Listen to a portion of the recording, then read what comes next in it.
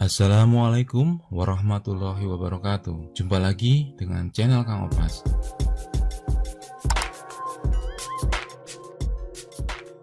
Di video sebelumnya, saya sudah membahas mengenai teknik sampling untuk menentukan berapa banyak responden yang akan kita jadikan sampel. Di video kali ini, saya akan membahas mengenai uji validitas dan uji reliabilitas dengan menggunakan Excel. Sebelum kita menyebarkan kuesioner ke responden, kita harus menguji dulu validitas dan reliabilitas dari kuesioner kita sebagai instrumen penelitian. Mengapa perlu diuji? Karena hasil penelitian akan berkaitan dengan kualitas data, apalagi jika kita menggunakan data primer. Instrumen yang digunakan harus diuji terlebih dahulu. Instrumen data dinyatakan berkualitas dan dapat dipertanggungjawabkan apabila sudah terbukti validitas dan reliabilitasnya. Di video ini hanya akan melakukan uji validitas dan uji reliabilitas instrumen secara eksternal. Uji instrumen ini dilakukan pada saat studi pendahuluan atau pada saat pra penelitian dilakukan dan diujikan bukan kepada responden sampel. Di video ini, instrumennya menggunakan skala Likert dengan pertanyaan skala 1 sampai dengan 5 dan uji korelasi yang digunakan adalah uji korelasi product moment. Berikut ini adalah rumus dari korelasi product moment dan ini adalah keterangannya.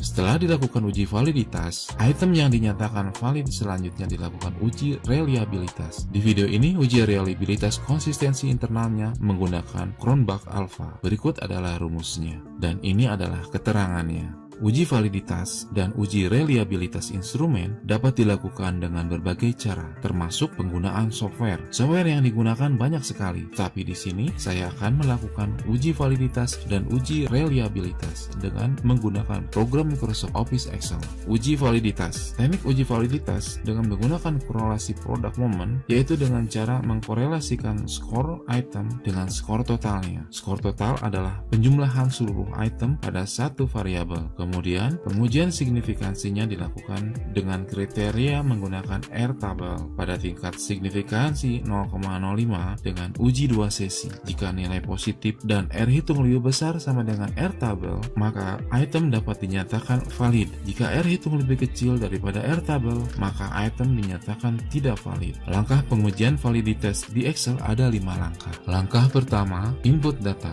Input data hasil angket instrumen ke dalam worksheet atau lembar kerja. Di sini saya sudah membuat tabelnya. Ini adalah kolom responden. Ada 15 responden. Yang ini adalah nomor butir angket atau jawaban dari pertanyaan. Ada 10 pertanyaan, jadi ada 10 kolom. Dan ini adalah kolom total. Langkah kedua, hitung jumlah skor. Untuk menghitung jumlah skor, kita gunakan fungsi sum. Sintaksnya atau perintahnya sama dengan sum, klik tab atau double klik pada mouse atau buka kurung, kemudian seleksi sel pertanyaan, kemudian enter. Selanjutnya, copy rumus dengan cara seleksi di sel yang akan di-copy sampai terlihat tanda plus warna hitam, kemudian tarik ke bawah, maka diperoleh jumlah skor dari masing-masing responden. Langkah ketiga, mencari R hitung. Mencari R hitung menggunakan fungsi korelasi. Sintaksnya adalah sama dengan korel, buka kurung, seleksi pertanyaan 1, titik koma, seleksi jumlah skor, kemudian tekan F4 untuk membuat selnya menjadi absolut, tutup kurung, enter. Selanjutnya, copy rumus ke kanan.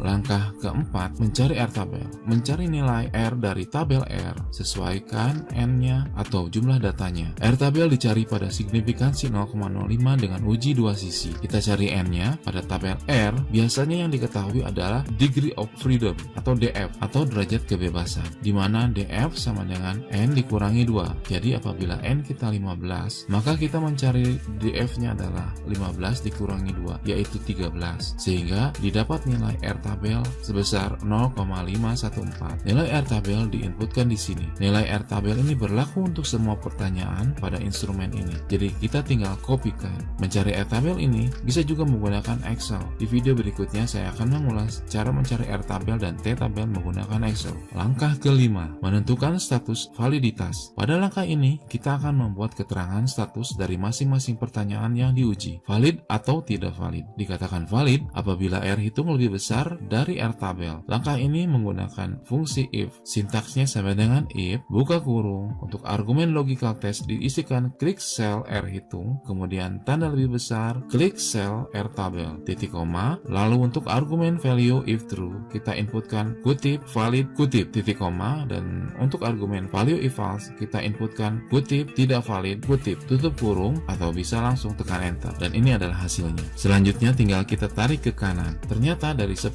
butir pertanyaan, terdapat satu butir pertanyaan yang tidak valid, maka pengujian untuk uji validitas sudah selesai. Selanjutnya kita membuat ringkasan hasil uji validitas. Kita buat kolom nomor soal, kemudian kolom ini besarnya nilai hitung atau RXY-nya, kemudian yang ini R tabel, dan yang ini status. Nomor soal kita isikan manual, sesuaikan dengan nomor soal yang diuji. Untuk contoh kasus ini saya buat sampai 10. Untuk kolom yang lain kita kopikan dari hasil perhitungan. Caranya, kita seleksi sel dari RXY hingga status, kemudian copy. Setelah itu, kita paste spesial di tabel ringkasan hasil uji validitas. Paste spesialnya hanya nilainya saja atau value, dan beri tanda centang pada transpose karena pada posisi data dirubah dari horizontal menjadi vertikal. Baru kita klik OK. Sekarang tabel ringkasan uji validitas sudah siap untuk disajikan di proposal atau deskripsi. Tinggal dipermanis tampilannya. Uji reliabilitas digunakan untuk mengetahui konsistensi alat ukur yang biasanya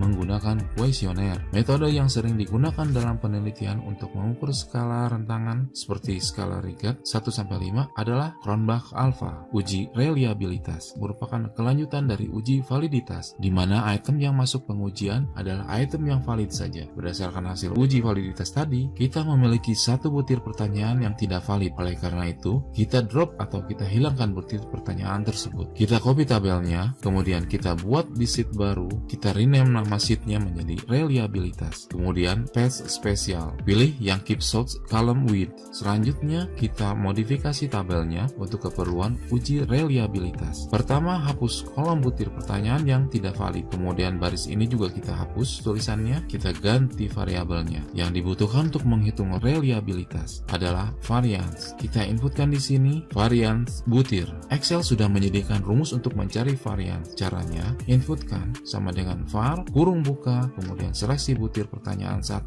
enter. Selanjutnya kita kopikan ke kanan, lalu digitnya dibuat 3 digit. Oke, sekarang kita mempunyai variance dari setiap butir. Kolom yang ini adalah nilai total dari perolehan responden dalam mengerjakan seluruh soal. Kita buat variance-nya. Variance yang ini dinamakan variance total. Lalu kita buatkan variabel di sini, jumlah variance butir. Kita jumlahkan semua variance butir sama dengan sum, seleksi seluruh variance butir, kemudian tekan enter. Kemudian kita buatkan di sini variance total. Kita tinggal inputkan sama dengan, kemudian klik sel yang ini, lalu tekan enter. Sekarang kita menghitung Cronbach alpha-nya atau R11. Ini adalah rumus dari Cronbach alpha. Kita inputkan sama dengan buka kurung K-nya atau butir soal berarti 9 dibagi K-1 8, kemudian kurung tutup, kemudian dikalikan tanda bintang, kurung buka 1 dikurangi kurung buka jumlah varians butir yang ini dibagi varians total yang ini, kemudian kurung tutup, lalu kurung tutup lagi, enter. Maka kita sekarang sudah memperoleh Cronbach alpha-nya yang disebut koefisien reliabilitas. Bila koefisien reliabilitas telah diperoleh, maka untuk menentukan reliable instrumen penelitian dapat digunakan kategori koefisien reliabilitas Guilford. Berikut adalah kategorinya.